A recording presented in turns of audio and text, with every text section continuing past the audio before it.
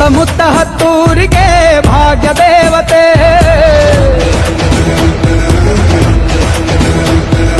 ನಾವಿವತ್ತು ಕಬ್ಬಾಳಮ್ಮನ ದೇವಸ್ಥಾನಕ್ಕೆ ಬಂದಿದ್ದೀವಿ. ಈ ಕಬ್ಬಾಳಮ್ಮನ ದೇವಸ್ಥಾನ ಕೆಂಗೇರಿಯಿಂದ 66 ಕಿಲೋಮೀಟರ್ ದೂರದಲ್ಲಿದೆ.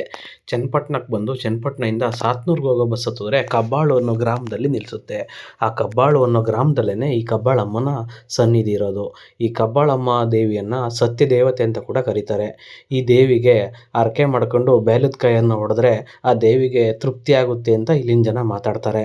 ಆದರೆ ಇಲ್ಲಿ ಇನ್ನೊಂದು ವಿಚಾರ ಏನಪ್ಪ ಅಂತಂದರೆ, ಇಲ್ಲಿ ನೀವು ಬೇಡ್ಕೊಂಡಂಥ ಹರಕೆ ಯಾವುದೇ ಕಾರಣಕ್ಕೂ ವಿಫಲ ಆಗೋದಿಲ್ಲ. ವಿಫಲ ಅಂದರೆ ನೀವು ಇಲ್ಲಿ ಬೇಡ್ಕೊಂಡಂಥ ಹರಕೆ ಖಂಡಿತವಾಗೂ ನಡೆಯುತ್ತೆ.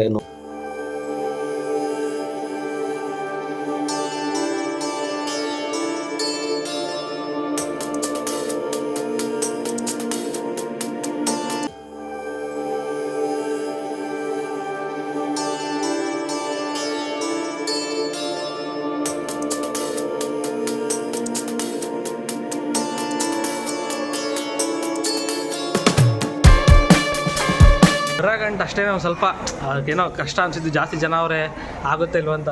ಬಟ್ ದರ್ಶನ ಬೇಕಾದ್ರೆ ಹೆಂಗೆ ಅವ್ರದ್ದಿಲ್ಲೇ ಗೊತ್ತಾಗಲ್ಲ, ಟಕ ಟಕ ಟಕ ಟಕ ಅಂತ ದರ್ಶನ ಹೋಯ್ತು. ಅದೊಂದೇ ಇಲ್ಲಿದು ಆಶ್ಚರ್ಯ ಅಂದರೆ.